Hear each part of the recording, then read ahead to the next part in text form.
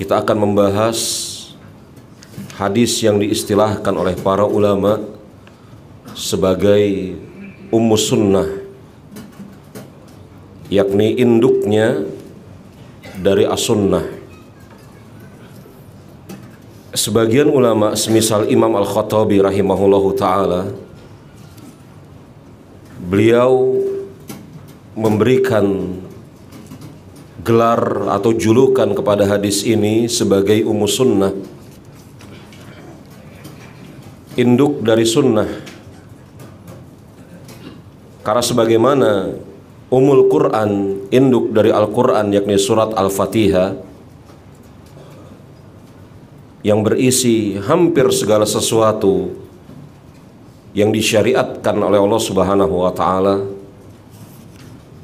dan diperlukan oleh seorang muslim.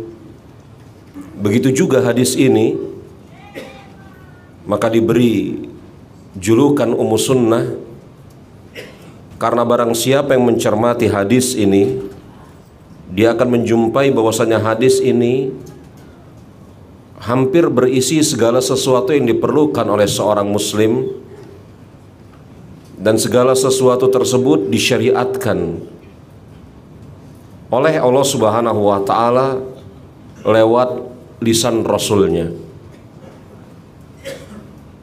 Sebagian ulama ada yang memberikan julukan kepada hadis ini hadis Jibril. Karena jemaah rahimani wa rahimakumullah, dalam banyak keadaan malaikat Jibril memang pernah menjumpai Rasulullah SAW, tetapi pada banyak keadaan perjumpaan Jibril dengan beliau itu tidak diketahui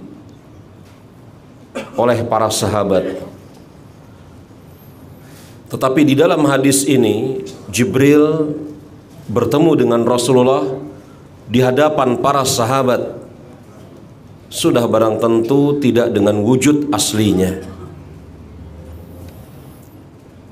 Hadis ini hadis yang panjang, yang metodologi saya menyerangkannya pada kesempatan hari ini adalah membacakan hadis ini tidak secara lengkap, akan tetapi kita penggal kalimat per kalimatnya, dan mudah-mudahan dengan sebab itu akan memberikan faidah di dalam memahaminya. Dari Umar bin Khattab, semoga Allah Subhanahu wa ta'ala meridhai beliau, dan kata para ulama, sungguh Umar bin Khattab radhiyallahu anhu kalah pada Abu Bakar As-Siddiq dalam banyak hal. Umar bin Khattab kalah di hadapan Abu Bakar As-Siddiq dalam banyak hal. Tetapi kalau dikatakan ada titik keunggulan Umar bin Khattab di hadapan Abu Bakar As-Siddiq, walaupun sebagian ulama juga tidak menyetujuinya, tapi kalau dikatakan apakah ada keunggulan Umar bin Khattab di hadapan Abu Bakar As-Siddiq, sebagian ulama mengatakan iya. Keunggulannya adalah hadis pertama dari Al-Arba'in An-Nawawiyah, yang itu merupakan hadis pertama dari kitab Sahih Bukhari, dan hadis kedua dari Al-Arba'in An-Nawawiyah, dan itu adalah hadis pertama dalam kitab Sahih Muslim. Dua-duanya bersumber dari sahabat yang mulia Umar bin Khattab radhiyallahu anhu. Hadis innamal a'malu binniyat dan hadis Jibril ini. Jadi sebagian ulama mengatakan, kalau dikatakan bahwasanya apakah ada keunggulan Umar bin Khattab dibanding Abu Bakar, sebagian mereka mengatakan tidak ada satupun keunggulan Umar di hadapan Abu Bakar. Abu Bakar As-Siddiq radhiyallahu anhu. Tapi sebagian ulama mengatakan ada, di antaranya adalah ini dia. hadis innamal a'malu binniyat dan hadis Jibril ini. Dari Umar bin Khattab, semoga Allah Subhanahu wa taala meridhoi beliau. Beliau menuturkan, bainama nahnu julusun inda Rasulillah sallallahu alaihi wasallam. Pada suatu saat kami sedang duduk bersama Rasulullah sallallahu alaihi wasallam. Ini menunjukkan kepada kita sekaligus dua hal. Hal yang pertama, betapa tawaduknya Rasulullah sallallahu alaihi wasallam.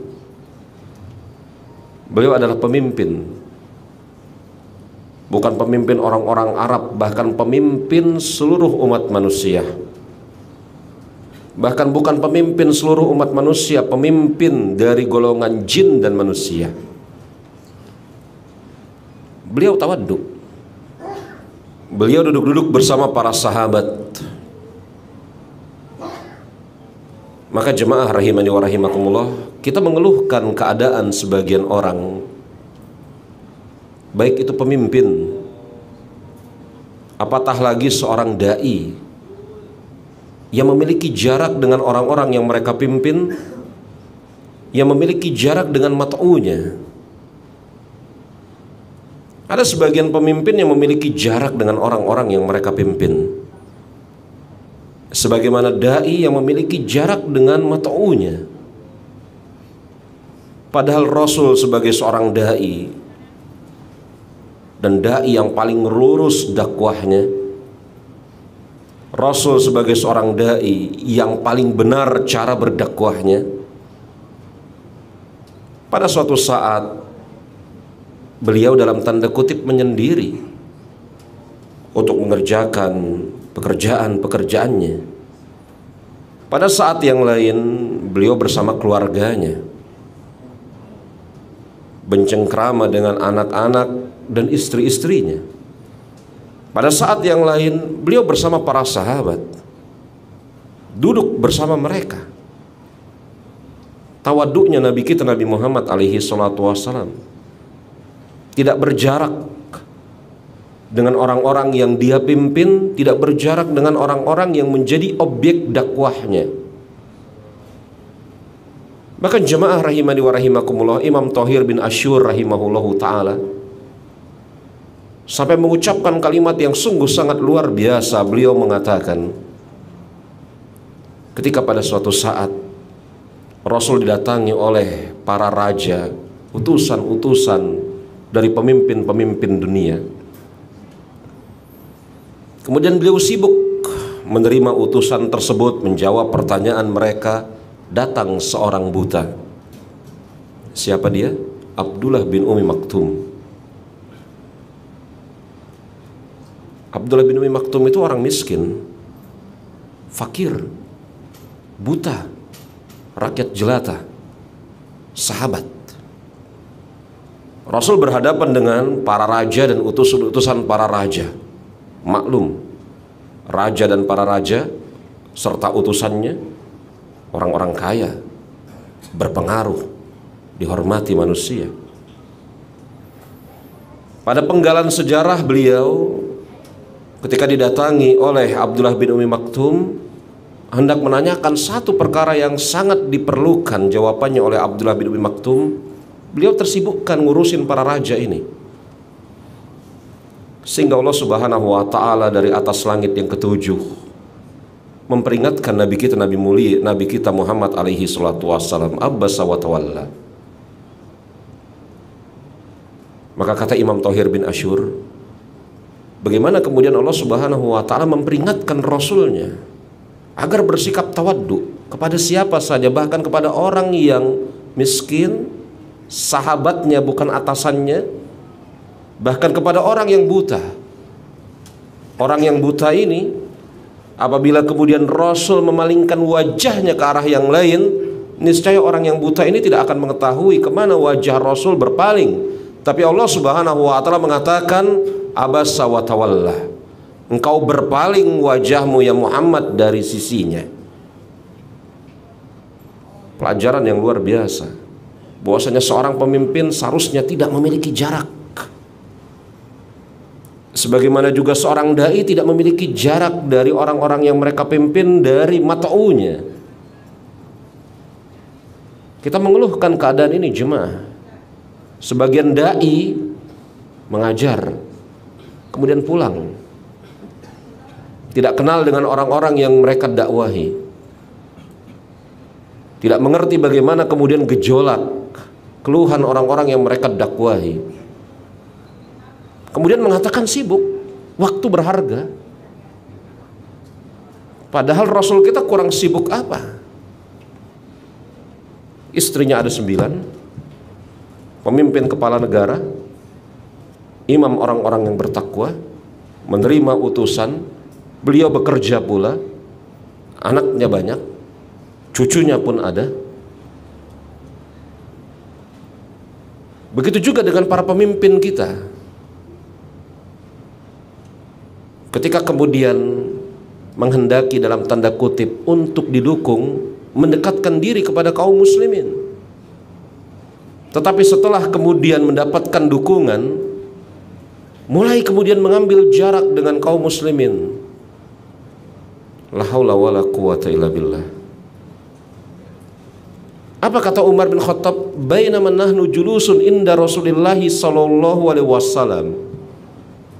Ketika kami sedang duduk-duduk bersama Rasulullah sallallahu alaihi wasallam, ini menunjukkan hal yang kedua. Para sahabat adalah orang-orang yang bersemangat untuk senantiasa mendapatkan bimbingan petunjuk dari sisi Rasulullah sallallahu alaihi wasallam. Mereka orang-orang yang senantiasa berusaha bersemangat untuk mendapatkan bimbingan petunjuk dari Rasulullah. Sehingga hampir-hampir kalau tidak Rasul larang, mereka senantiasa berusaha untuk mengikuti, membersamai Rasulullah.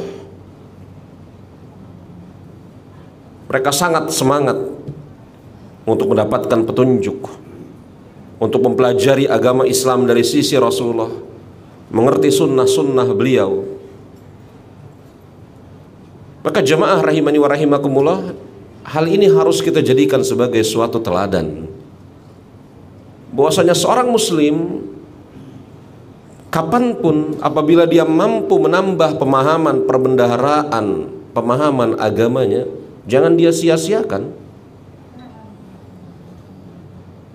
Siapapun, dimanapun, kalau dia mampu kemudian menambah perbendaharaan pemahaman agamanya, jangan dia sia-siakan.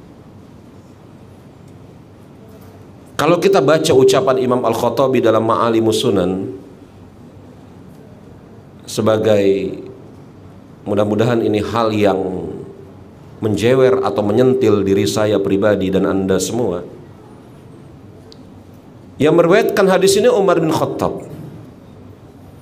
Dan untuk diketahui, hadis ini adalah di antara hadis-hadis terakhir yang didengar oleh Umar bin Khattab dari sisi Rasulullah.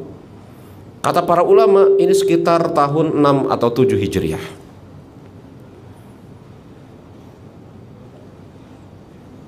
Kurang lebih sekitar 4 atau 5 tahun sebelumnya, Rasul pernah bersabda di satu kesempatan di hadapan para sahabat, mengatakan Abu Bakar di surga, Umar di surga, Utsman di surga, dan beliau lengkapi dengan menyebutkan 10 orang penduduk surga. Artinya, ketika Umar bin Khattab sedang duduk-duduk bersama Rasul di sini, beliau telah mengetahui bahwasanya 5 tahun sebelumnya nabinya yang mulia Muhammad alaihi salatu wasallam pernah bertutur, sesungguhnya engkau wahai Abu Bakar di surga, dan engkau wahai Umar di surga. Bayangkan, ini sifat penduduk surga. Kata Imam Al-Khattabi, ini sifat penduduk surga. Ketika Rasulullah 5 tahun sebelumnya menuturkan Umar di surga, maka di antara sifat penduduk surga adalah kapan ada kesempatan tidak mau menyia-nyiakan untuk menambah perbendaharaan agama, ilmu agamanya, yang mudah-mudahan dengan sebab itu Allah Subhanahu wa Ta'ala selamatkan mereka, dia dari neraka jahanam. Mungkin kalau ini terjadi pada salah seorang di antara kita, misalnya Nabi kita menuturkan fulan ahlul jannah, maka bisa jadi si fulan itu selesai dari mengerjakan seluruh ibadah dan mengatakan, buat apa lagi saya ibadah, saya sudah ahlul jannah kok. Itulah generasi sahabat, sungguh berbeda dengan kita. Bainama nahnu julusun inda Rasulillahi sallallahu alaihi wasallam zata yaumin istala'a alaina rajulun syadidu bayadi thiyabi syadidu sawadi sya'ri la yura alaihi atharu minas safar wa la ya'rifuhu minna ahad. Tiba-tiba muncul di hadapan kita seorang laki-laki dengan pakaian yang sangat putih, rambutnya sangat hitam, tidak tampak padanya bekas perjalanan. Tidak ada seorang pun di antara kita yang mengenalnya. Umar bin Khattab mensifati laki-laki itu berpakaian putih, rambutnya hitam, rapih, tidak tampak bekas safar. Padahal maklum jemaah rahimani wa rahimakumullah, seseorang yang berada di tengah padang pasir sudah barang tentu pakaiannya akan kotor, terkena debu-debu padang pasir, rambutnya berantakan, tertiup angin, atau mungkin sangat mungkin di rambutnya ada pasir-pasir. Tetapi orang ini pakaiannya sangat putih, bersih sekali, rambutnya sangat hitam, rapi sekali rambutnya, dan tidak tampak padanya bekas perjalanan. Ini isyarat bahwasanya peristiwa ini terjadi ketika Rasul dan para sahabat sedang safar, dan tidak ada seorang pun di antara kita yang mengenalnya. Artinya tidak penduduk Mekah, juga tidak penduduk Madinah. Muhajirin tidak mengenalnya, orang-orang Ansor juga tidak mengenalnya. Kemudian orang ini langsung duduk di hadapan Rasulullah Sallallahu Alaihi Wasallam.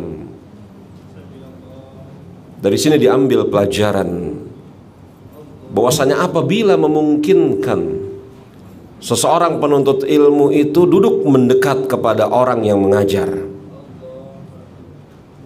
seorang penuntut ilmu duduk mendekat kepada orang yang mengajar apabila memungkinkan.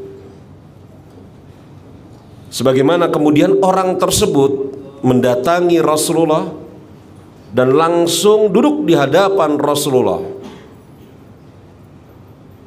Dalam riwayat Imam Muslim ini tidak disebutkan bahwasanya orang tersebut mengucapkan salam sebelumnya. Tapi kalau kita cermati riwayat Imam An-Nasa'i, sebelumnya orang tersebut mengucapkan salam, assalamualaikum. Jadi kalau kita lihat jalur hadis ini yang dikeluarkan oleh Imam An-Nasa'i, maka kita jumpai orang tersebut sebelum duduk di hadapan Rasulullah, beliau mengucapkan salam terlebih dahulu, assalamualaikum, kemudian dijawab. Dan orang ini dikatakan oleh Umar bin Khattab, semoga Allah Subhanahu wa Ta'ala meridhai beliau, menyandarkan kedua lututnya pada kedua lutut Rasulullah dan meletakkan tangannya di atas kedua pahanya. Ini gambaran betapa dekatnya kedudukan, betapa dekatnya posisi orang tersebut dengan Rasulullah. Para ulama berbeda pendapat. Orang tersebut meletakkan kedua tangannya di pahanya. Paha siapa? Dalam riwayat Imam An-Nasa'i, di paha Rasulullah Sallallahu Alaihi Wasallam. Jadi tindak tanduk orang ini memang betul-betul membuat bingung para sahabat. Berpakaian putih, rambut rapi, tidak tampak bekas safar, mengucapkan salam, langsung duduk di hadapan Rasulullah, sangat dekat, meletakkan kedua tangannya menurut riwayat Imam Nasai di atas kedua paha Rasulullah Shallallahu Alaihi Wasallam. Dan riwayat Imam An-Nasai ini dikuatkan oleh Syekh Al-Albani rahimahullahu taala.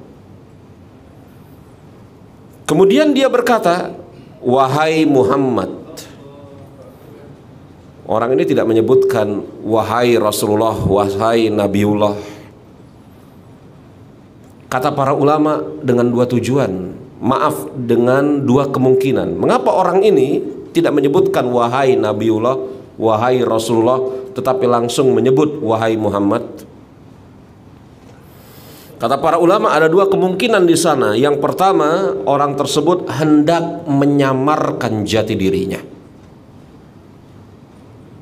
Hendak menyamarkan jati dirinya. Atau kemungkinan yang kedua, karena kedudukan kedua makhluk tersebut sama di hadapan Allah Subhanahu wa taala. Kita sama-sama maklum, manusia yang paling mulia adalah Muhammad alaihi salatu wassalam. Sedangkan dari golongan malaikat yang paling mulia adalah Jibril alaihi salam. Maka karena kedudukan mereka sama, maka Jibril tidak menyebutkan wahai Nabiullah Muhammad. Ini kemungkinan yang kedua, kata Imam Al-Khattabi.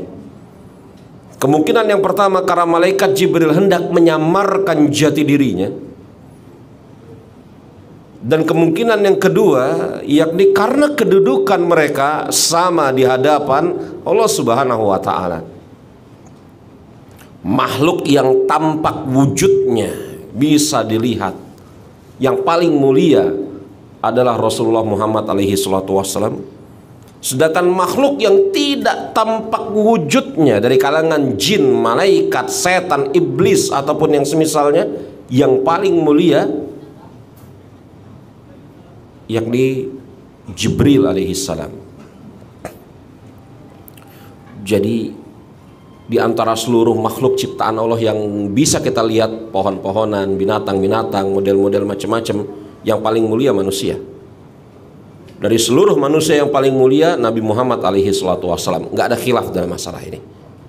Setidaknya itulah keyakinan kita sebagai seorang muslim. Makhluk yang tidak tampak di sana ada jin, ada malaikat, ada iblis, ada syaitan, macam-macam. Betul? Maka dari seluruh makhluk yang tidak tampak itu yang paling mulia adalah rombongan para malaikat. Dari seluruh malaikat yang paling mulia adalah Jibril alaihi salam. Jadi kedudukan mereka sama, maka Jibril alaihi salam tidak menyebut wahai Nabiullah, wahai Rasulullah. Ini kemungkinan kedua, kata Imam Al-Khattabi. Tetapi kalau kemudian kedudukannya nggak sama, kelaziman dari ucapan Imam Al-Khattabi, kalau kedudukannya tidak sama, maka tidak beradab seseorang menyebut langsung dengan mengatakan wahai Muhammad. Nggak beradab. Saya hanya mencontohkan ya. Muhammad itu, yang dia maksud Muhammad itu adalah Nabi Muhammad maksudnya. Ini nggak beradab. Kalau ada seorang muslim yang mengatakan Muhammad itu yang membawa risalah Al-Quran, ini nggak beradab orang yang ngomong seperti ini. Karena sudah barang tentu di antara seluruh makhluk manusia yang paling mulia adalah Rasulullah. Bagaimana mungkin kemudian seseorang yang kedudukannya di bawah Rasulullah memanggil beliau dengan hanya menyebut namanya saja. Wahai Muhammad, kabarkan kepadaku tentang Islam. Fa akhbirni anil Islam. Kemudian Rasul menjawab, Rasulullah SAW menjawab, Islam adalah engkau bersaksi bahwasanya tidak ada sesembahan yang berhak diibadahi dengan sebenar-benarnya kecuali Allah. Engkau menegakkan sholat, mengeluarkan zakat, berpuasa pada bulan Ramadan, dan menegakkan dan mengerjakan haji ke Baitullah jika engkau mampu menempuh perjalanan menuju ke arahnya. Jadi di dalam hadis ini, di dalam potongan kalimat ini, orang tersebut bertanya kepada Rasulullah, kabarkanlah kepada diriku tentang Islam. Dan Rasul menjawab, Islam adalah, beliau mengatakan, memerinci Islam sebagai rukun Islam, yakni syahadat, mengerjakan sholat, menunaikan zakat, berpuasa di bulan Ramadan, dan apa kata Rasulullah? Mengerjakan haji ke Baitullah jika engkau mampu menempuh perjalanan ke arahnya. Jadi lafaz engkau mengerjakan haji ke Baitullah, maka diikat haji tersebut supaya menjadi benar ke Baitullah, ke Mekah, bukan ke Jonggol, bukan ke Cianjur, bukan ke Indramayu, bukan. Sebagaimana ada orang yang sedang ngawur ini ngomong macam-macam, haji ngapain ke Mekah, ke Indramayu saja. Na'udzubillah summa na'udzubillah. Rasul jelas-jelas mengatakan ke Baitullah, Masjidil Haram, rumah Allah Subhanahu wa taala, Mekah Al-Mukarramah, Baitul Atiq. Tidak ke Jonggol, tidak kemana-mana, ke Baitullah. Engkau mengerjakan haji ke Baitullah. Kemudian Rasul mengikat dengan mengatakan, jika engkau mampu melakukan perjalanan ke arahnya. Perkataan jika engkau mampu melakukan perjalanan ke arahnya, ini semakin menguatkan bahwasanya haji itu ke Baitullah. Kalau haji itu ke Jonggol atau haji itu bisa di mana saja di tempat-tempat kaum muslimin, maka sudah barang tentu bagi kita masyarakat Jabodetabek tidak keberatan, tidak kesulitan untuk pergi ke Jonggol, betul? Kalau kemudian orang Indonesia boleh kemudian memilih haji di Jonggol, orang Malaysia boleh memilih haji misalnya di mana? Di Malaka misalnya, begitu. Orang Brunei bisa memilih haji misalnya ya di negeri dia. Orang Cina bisa memilih haji ya di dekat tempat dia saja. Apa kesulitannya? Perkataan jika engkau mampu menempuh perjalanan kepadanya, ini semakin menguatkan bahwasanya haji tidak sah kecuali dikerjakan ke Baitullah, karena ada masyaqqah, ada keberatan, ada masyaqqah, ada keberatan, ada kesulitan seseorang kemudian apa? Berjalan menuju ke sana. Makanya kemudian Rasul mengatakan, jika engkau mampu menempuh perjalanan menuju ke arahnya. Kemudian laki-laki tersebut berkata kepada Rasulullah, engkau benar. Dari sini jemaah terambil pelajaran khususnya di dalam apa? Teknik, metodologi pendidikan belajar mengajar. Ini khususnya buat saya sebagai pengajar. Kalau kemudian melemparkan pertanyaan dan murid, siswa mampu menjawab dengan jawaban yang benar, maka jangan kemudian setelah itu berpaling, tidak mengatakan kamu benar, semoga Allah Subhanahu wa taala memberikan kepadamu petunjuk, hidayah, pertambahan ilmu dan seterusnya. Rasul kita jemaah rahimani wa rahimakumullah, ketika ditanya oleh malaikat Jibril tentang rukun Islam, beliau jawab. Dan karena jawabannya benar, Jibril mengatakan apa? Engkau benar wahai Muhammad. Persis seperti ketika Rasul bertanya kepada seorang sahabat, ayat apa yang paling utama di dalam Al-Quran? Ayat apa? Ayat kursi. Kan dijawab oleh siapa yang menjawab? Ubay bin Ka'ab. Ubay bin Ka'ab menjawab, aku rasa ayat kursi ya Rasulullah. Apa kata Rasulullah kepada Ubay bin Ka'ab sambil menepuk dada Ubay bin Ka'ab? Sungguh sangat berbahagia orang yang mendapatkan ilmu wahai Ubay. Artinya Rasul membenarkan jawaban Ubay bin Ka'ab ketika menjawab pertanyaan beliau. Kan begitu ya? Jadi kalau kita bertanya kepada anak kita misalnya, nak 1 tambah 1 berapa? 2 ayah. Maka jangan setelah itu kita berpaling, tidak memuji dia, tidak mendoakan dia. Kita katakan jawabanmu benar wahai anakku.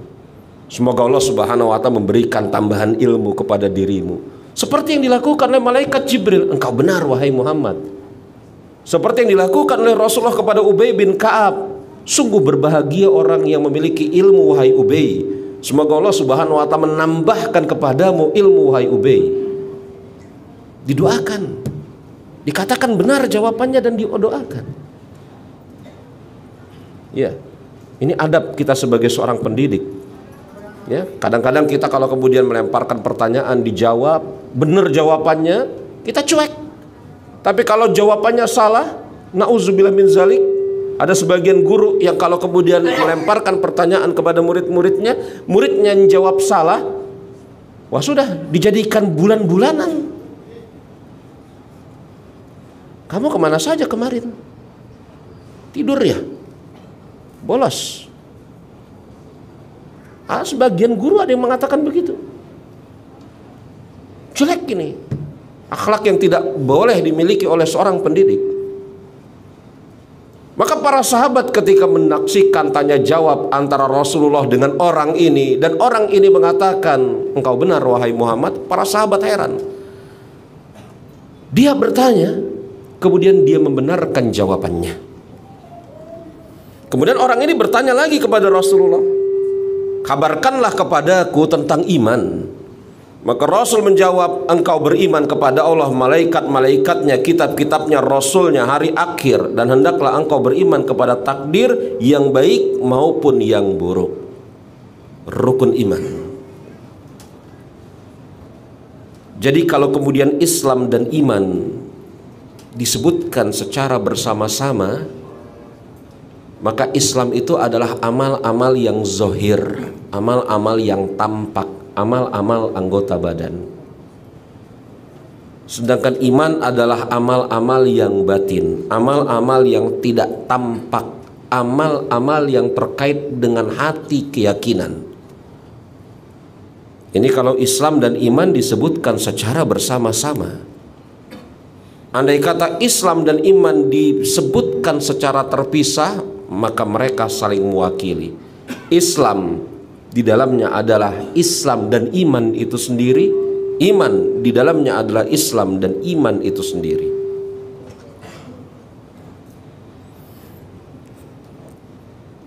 Kemudian orang itu setelah mendapatkan jawaban tentang iman itu, yakni Rasul perinci sebagai rukun iman, beliau mengatakan engkau benar.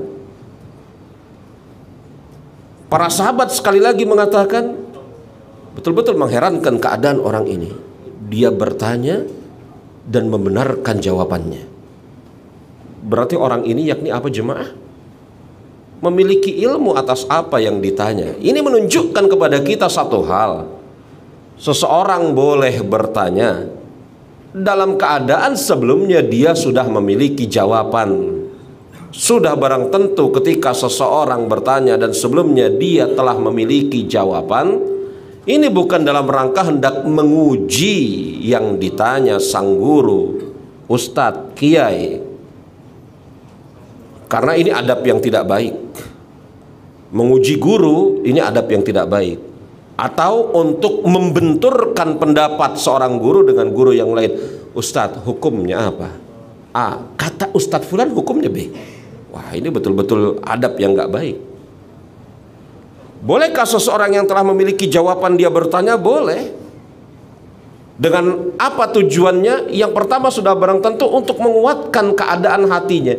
Karena bisa jadi kemudian jemaah, Anda bertanya sesuatu kepada saya jawab A. Anda masih kurang serak. Kayaknya gimana ya? Anda bertanya lagi, padahal Anda sudah tahu ada jawaban. Jawaban saya A, Anda sudah tahu. Tapi Anda masih kurang serak. Anda tanya lagi kepada yang lain, apa jawabannya? A juga. Kan semakin kuat itu. Bolehkah seseorang bertanya untuk kemudian semakin memperkuat keyakinan awalnya? Jawabannya boleh. Atau kemudian sebagian orang ada yang bertanya, dia sudah kuat, yakin akan jawabannya, dia beriman akan itu, tujuannya untuk apa? Untuk menyebarkan ilmu. Makanya para ulama mengatakan di antara metodologi terbaik untuk menyebarkan ilmu adalah tanya jawab. Jangan Anda kira ketika Rasul mengatakan misalnya, apakah kalian tahu dosa besar yang paling besar? Jangan antum kira Rasul nggak tahu jawabannya. Bagaimana mungkin ada seorang muslim mengira ketika Rasul bertanya, tahukah kalian dosa besar yang paling besar? Oh, Rasul nggak tahu itu jawabannya apa. Menunggu jawaban dari para sahabat. Ini muslim yang model apa yang berpikir seperti ini liarnya? Rasul tahu jawabannya apa.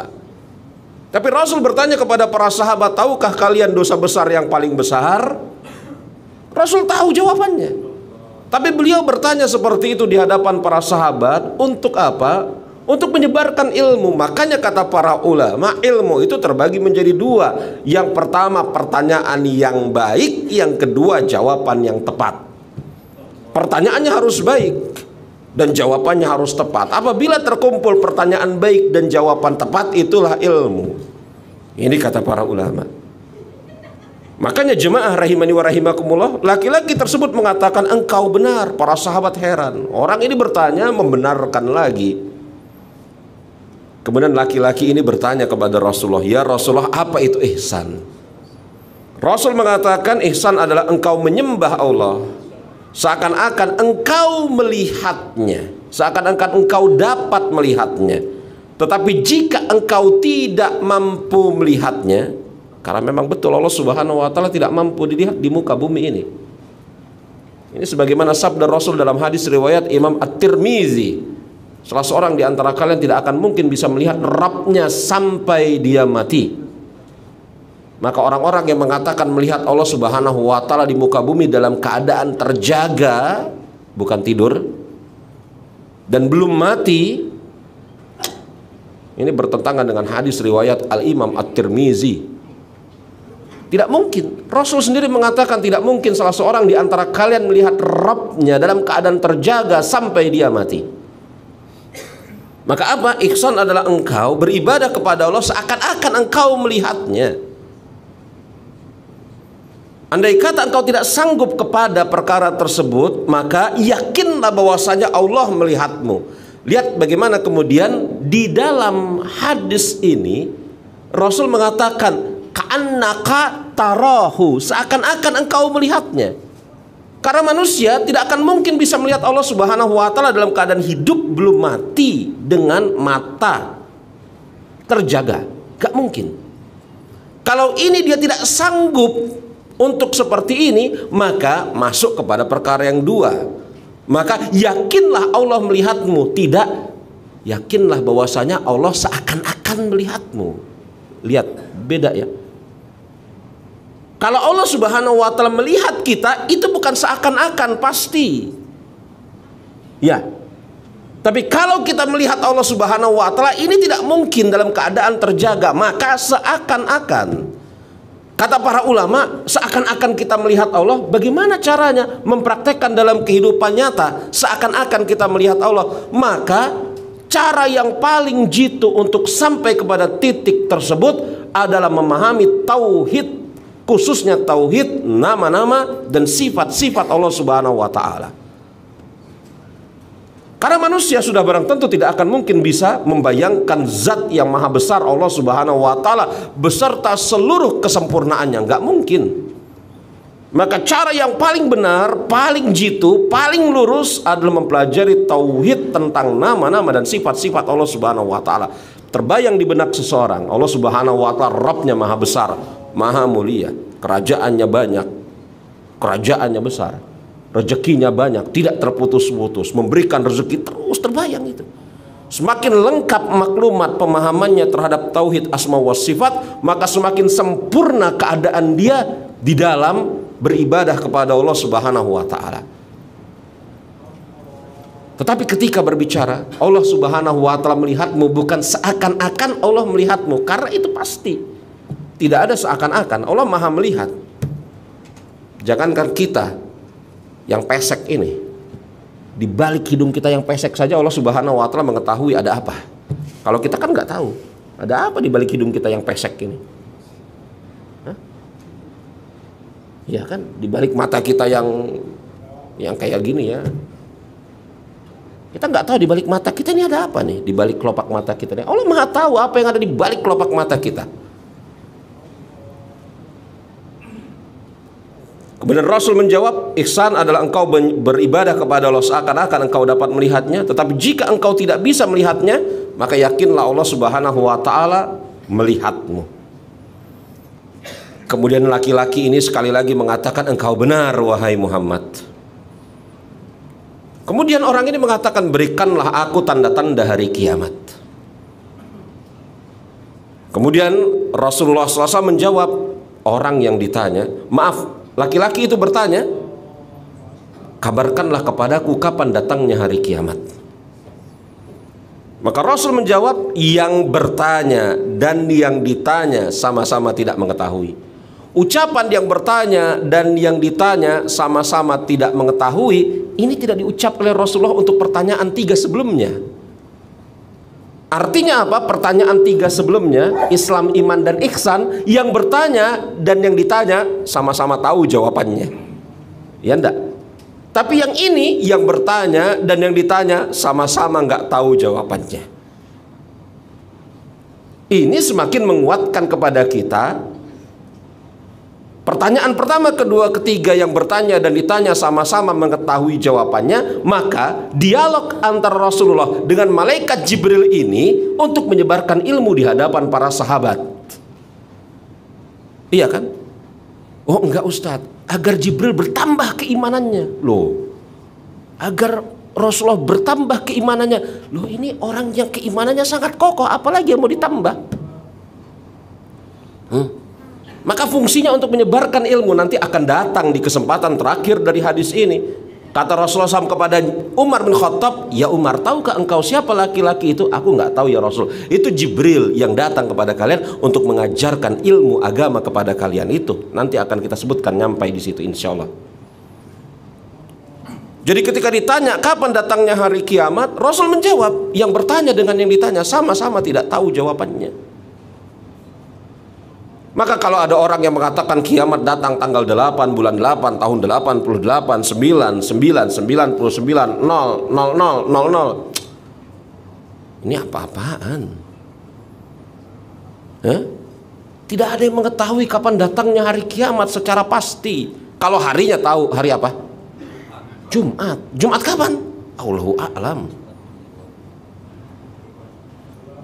Kalau tanda-tanda datangnya hari kiamat ada, makanya orang ini ketika bertanya, kabarkan kepadaku kapan datangnya hari kiamat.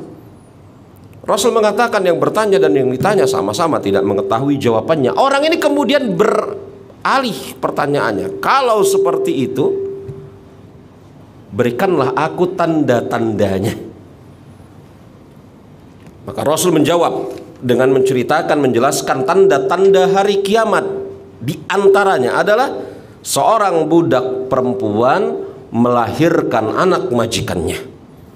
Para ulama memiliki 2 penafsiran terhadap ucapan Rasulullah ini. Seorang budak perempuan melahirkan anak majikannya. Penafsiran yang pertama, telah merebak dan merata fenomena kedurhakaan kepada orang tua, khususnya ibu. Maka seakan-akan ibu itu adalah budak di hadapan anaknya sendiri, dan anaknya seakan-akan seperti majikannya. Ini yang dikatakan oleh Imam Nawawi ketika kemudian memberikan pemaknaan terhadap ucapan seorang budak melahirkan anak majikannya, yakni merebaknya fenomena apa? Kedurhakaan kepada kedua orang tua, khususnya ibu.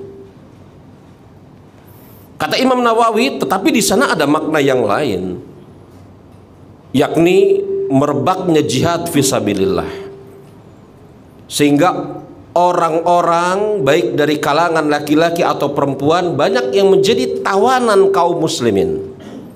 Dan sebagaimana maklum, kalau kemudian ada seorang perempuan yang menjadi tawanan kaum muslimin, dan ingat dia bukan muslim, karena para ulama hampir-hampir bersepakat terlarang memperbudak kaum muslimin, nggak boleh. Ya misalnya orang Islam perang sama orang Islam, betul ya? Kemudian si A ini berperang dengan si B, kemudian si A memenangkan. Maka perempuan-perempuan dari kelompok si B ini dan mereka Muslim itu nggak boleh diperbudak. Karena kata para ulama, perbudakan seorang hamba itu harus di hadapan Allah Subhanahu wa Ta'ala saja. Maka nggak boleh seorang muslimah itu diperbudak oleh seorang muslim yang lain, atau seorang muslim diperbudak oleh muslim yang lain, nggak boleh. Kembali kepada pembicaraan kita, merebaknya jihad fisabilillah, betul. Kemudian di sana ada laki-laki, perempuan-perempuan yang menjadi tawanan kaum muslimin, dan perempuan-perempuan mereka menjadi budak. Dan maklum bahwasanya budak yang diperoleh lewat hasil peperangan ini boleh dikumpuli oleh majikan laki-lakinya. Boleh ya, bukan harus. Boleh. Nah, kalau kemudian budak ini hamil dengan sebab majikan laki-lakinya, maka budak ini yang pertama tidak boleh, budak ini hamil dan melahirkan, begitu, dari majikan laki-lakinya, anak dari majikan laki-lakinya, maka yang pertama budak ini tidak boleh diperjualbelikan. Nggak boleh diperjualbelikan, nggak boleh dihibahkan, nggak boleh dihadiahkan. Yang kedua, budak ini otomatis merdeka ketika majikannya mati atau ketika majikannya memerdekakan. Kalau majikannya memerdekakan jelas ya. Tapi kalau majikannya yang laki-laki ini mati, budak itu otomatis merdeka. Ini indahnya syariat Islam. Anda bayangkan kalau budak yang melahirkan anak tuannya ini boleh diperjualbelikan, nanti dijual oleh tuannya yang pertama, berpindah tangan kepada yang kedua, berpindah tangan kepada yang ketiga, berpindah tangan terus, bisa-bisa nanti yang beli adalah anaknya sendiri setelah sang anak dewasa. Betul? Iya kan? Bagaimana Islam ini? Ada perbudakan. Agama yang gak bagus, masa ada perbudakan? Orang-orang yang ngomong kayak gini kemakan sama pikiran orang-orang kafir. Yang orang-orang kafir itu lempar batu sembunyi tangan. Mereka malu terhadap fenomena perbudakan yang mereka lakukan. Untuk menutup-nutupinya, mereka gencet syariat perbudakan yang ada dan disebutkan di dalam syariat Islam. Orang Islam itu jemaah, mereka tidak memperbudak orang kecuali dengan sebab peperangan. Dan mereka tidak pernah terkenal memperbudak bangsa. Maka Syekh Salim bin Id Al-Hilali hafizahullah ta'ala, beliau mengatakan begini. Ini kalimat yang bagus. Tidak dipungkiri, karakter orang kulit putih demikian tercoreng pada masalah perbudakan, disebabkan mereka telah memperbudak bangsa-bangsa, bukan lagi individu. Ini challenge ini ya. Kapan kaum muslimin yang menang peperangan jihad memperbudak bangsa tersebut? Tidak ada. Yang diperbudak adalah individunya, orangnya. Yang kalah perang. Yang tidak kalah perang, yang nggak ikut peperangan sudah bebas. Tapi kalau orang-orang kafir yang mereka perbudak bangsa,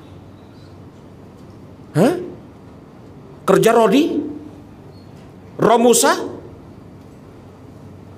kamp konsentrasi di Austria yang dilakukan oleh Hitler terhadap orang-orang yang tidak dia sukai, itu kan yang dia perbudak bangsa.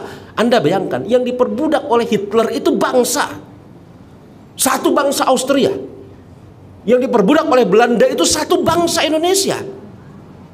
Yang diperbudak oleh siapa namanya? Jepang itu satu bangsa Indonesia. Maka betul kata Syekh Salim bin Al-Hilali, orang-orang kafir malu dengan tabiat perbuatan mereka di dalam masalah bab perbudakan ini. Maka untuk menutupi rasa malunya, mereka lempar batu sembunyi tangan, mereka kemudian menjelek-jelekkan syariat perbudakan yang disebutkan dalam syariat Islam. Padahal perbudakan dalam syariat Islam bukan seperti perbudakan mereka. Kata Syekh Salim bin Al-Halyali, beliau mengatakan yang dilakukan orang-orang itu adalah memperbudak bangsa. Dan sebelum saya sampaikan ucapan ini di dalam buku saya katakan dulu kepada Syekh Al-Albani, guru saya, "Guru, bagus gak kalimat ini?" Kata Syekh Al-Albani, "Kalimatmu sungguh sangat bagus, tulis di bukumu." Coba Anda lihat, apa yang mereka perbudak? Bangsa, bukan orang. Mereka malu dengan tabiat kelakuan mereka yang seperti itu, rusak, amoral. Ya? Mereka kemudian lempar batu sembunyi tangan, pengen cuci tangan tetapi dengan cara menyalahkan, menjelek-jelekkan syariat lain yang bagus sebenarnya. Ini Gus sekaligus menunjukkan bahwasanya perbudakan itu walaupun pada zaman ini sudah tidak ada, tetapi nanti menjelang hari kiamat ada lagi. Kalau kemudian perkataan seorang majikan melahirkan seorang budak melahirkan anak tuannya, ini merupakan salah satu tanda kiamat dan sekarang belum ada. Kan penafsiran seorang budak melahirkan anak tuannya ada dua. Salah satunya adalah perbudakan tadi. Dan sekarang belum ada. Artinya apa? Suatu saat pasti akan ada. Makanya tidak sia-sia kalau kita mempelajari ilmu apa? Ilmu misalnya bagaimana caranya seseorang masuk lewat pintu perbudakan, keluar perbudakan dan seterusnya. Itu tidak sia-sia. Karena suatu saat ini pasti akan ada lagi fenomena seperti ini. Walaupun pada hari ini belum. Kemudian laki-laki ini, Rasul kemudian mengatakan, dan penggembala kambing bertelanjang kaki meninggikan bangunan-bangunan. Para ulama mengatakan maksud dari ucapan ini, lewat 12 kita lanjutin deh. Maksud dari ucapan ini, kata para ulama, bagi Anda yang punya tanggung jawab, fadol silahkan selesaikan amanah tanggung jawabnya ya. Para ulama mengatakan penggembala kambing bertelanjang kaki meninggikan bangunan-bangunan. Para ulama mengatakan manusia berlomba-lomba untuk meninggikan bangunan. Bahkan hal itu dilakukan oleh orang-orang yang tidak mampu, demi gengsi, demi kepopuleran, demi macam-macam, meninggikan bangunan atas orang-orang yang penggembala kambing yang orang-orang tidak mampu. Maklum, penggembala kambing ya biasanya memang tidak memiliki kemampuan secara ekonomi, tetapi dia meninggikan bangunan, berlomba-lomba meninggikan bangunan demi gengsi, demi dilihat oleh orang lain, demi dihormati dan seterusnya. Berlomba-lomba dalam urusan dunia. Maka kemudian orang ini pergi. Saya berdiam beberapa saat, kata Umar bin Khattab. Dikabarkan dalam riwayat Imam An-Nasai 3 hari. Jadi Umar dan para sahabat tidak bertanya, orang itu siapa ya Rasulullah? Setelah melakukan tanya jawab tersebut, orang itu langsung pergi. Para sahabat tidak bertanya kepada Rasulullah, melainkan lewat jalan 3 hari. Kemudian Rasul mengatakan, ya Umar, tahukah engkau laki-laki tersebut? Maka Umar mengatakan, Allah wa Rasuluhu a'lam. Dalam riwayat Imam An-Nasai, Umar mengatakan, sungguh aku ingin bertanya perkara ini dari awal dia pergi. Tapi Umar dan para sahabat tidak bertanya, melainkan Rasul sendiri yang memulai memancing. Kenapa para sahabat tidak bertanya? Para ulama mengatakan karena mereka sibuk, itu lagi safar, terlupakan pernah datang laki-laki 3 hari lalu. Ini alasan pertama. Alasan kedua, para sahabat memuliakan Rasulullah, tidak mau bertanya kepada Rasulullah itu karena memuliakan Rasulullah dan merasa segan kepada beliau. Tapi alasan yang kedua ini mungkin masih bisa dibenarkan, tetapi kok kayaknya nampaknya yang pertama yang lebih benar. Ya. Maka setelah lewat 3 hari, para sahabat tidak ada yang bertanya. Rasul mengatakan kepada Umar bin Khattab, "Wahai Umar, tahukah engkau laki-laki tersebut siapa?" Umar mengatakan, "Allah dan Rasulnya lah yang lebih mengetahui." Kata Rasulullah, "Itulah malaikat Jibril." Ini menunjukkan bahwasanya yang datang itu laki-laki tersebut adalah malaikat Jibril. Dan malaikat ketika hadir di hadapan manusia tidak dalam wujud manusia asli. Maaf, tidak dalam wujudnya yang asli, tetapi berubah menjadi wujud manusia. Makanya ketika datang malaikat ke tempatnya Nabi Musa, ke tempatnya Nabi Ibrahim, maka apa yang mereka lakukan? Mereka jamu, betul? Coba kalau yang datang kepada Nabi Musa pada saat itu, Nabi Ibrahim pada saat itu, malaikat dalam wujud aslinya, kira-kira apa faedahnya malaikat dalam wujud asli dipotongkan kambing? Karena yang datang itu malaikat dalam wujud manusia, maka sibuklah Nabi Musa ini, sibuklah Nabi Ibrahim ini untuk apa? Mencarikan makanan terbaik, dipotongkan kambing. Karena yang hadir manusia. Artinya kalau kemudian malaikat hadir di hadapan manusia secara umum, dia tidak datang dalam wujud aslinya. Bahkan Rasul saja melihat malaikat dalam wujud asli hanya 2 kali, kata para ulama. Sebagian lagi 3 kali. Yang 2 kali di dunia, yang 1 kali ketika Isra dan Mi'raj. Adapun selebihnya Rasul tidak pernah melihat malaikat dalam wujud aslinya. Apa kata Rasulullah SAW? Itulah Jibril yang datang kepada kalian untuk mengajarkan kepada kalian ilmu agama. Jemaah, kita sering dengar ada ucapan yang diriwayatkan dari Imam Malik rahimahullahu ta'ala, ilmu itu didatangi, bukan mendatangi. Ya, dan sebagian orang ada yang saklek dalam masalah ini. Ilmu itu didatangi, bukan mendatangi. Kalau mau belajar, datang ke masjid tempat saya ngajar. Apa-apaan undang-undang saya? Belajar sama saya, datang ke majelis saya, datang ke mahat saya, datang ke madrasah saya. Ilmu itu didatangi, bukan mendatangi. Ada sebagian orang yang saklek di dalam masalah ini. Ingat, pertama itu ucapan Imam Malik. Ilmu itu didatangi, bukan mendatangi. Ucapan Imam Malik ini dibangun di atas dasar asas yang baik sebenarnya, agar penuntut ilmu itu bersemangat mendatangi. Sudah barang tentu orang yang datang dengan orang yang didatangi kemungkinan kesiapannya berbeda. Iya kan? Kemungkinan kesiapannya berbeda. Walaupun bisa jadi orang yang didatengin lebih siap, bisa saja. Tapi Rasul sendiri mengatakan, itu malaikat Jibril mendatangi kalian untuk mengajarkan ilmu agama kepada kalian. Artinya tidak ada salahnya, bukan suatu pelanggaran, kekeliruan, apabila kemudian pengajar itu mendatangi tempat-tempat tertentu. Dan itu dilakukan Rasul kita kok.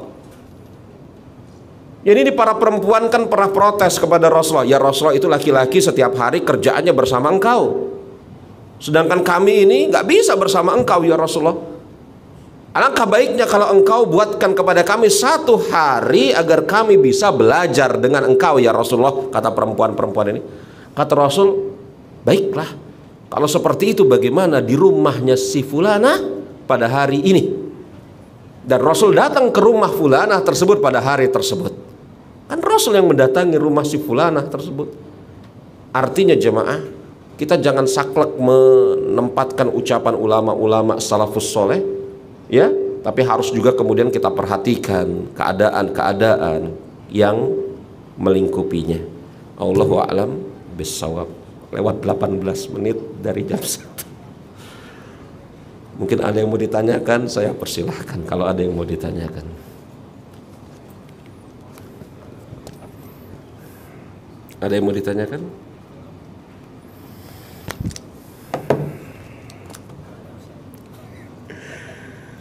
Kalau tidak ada yang mau ditanyakan, saya rasa kita cukupkan sampai di sini jemaah rahimani wa rahimakumullah.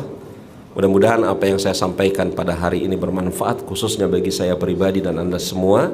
Yang benar datangnya dari Allah Subhanahu wa taala, adapun kesalahan datangnya dari diri saya pribadi, Allah dan Rasulnya berlepas dari kesalahan saya, dan saya mohon ampun kepada Allah Subhanahu wa taala. Subhanakallahumma wa bihamdika asyhadu an la ilaha illa anta astaghfiruka wa atubu ilaik.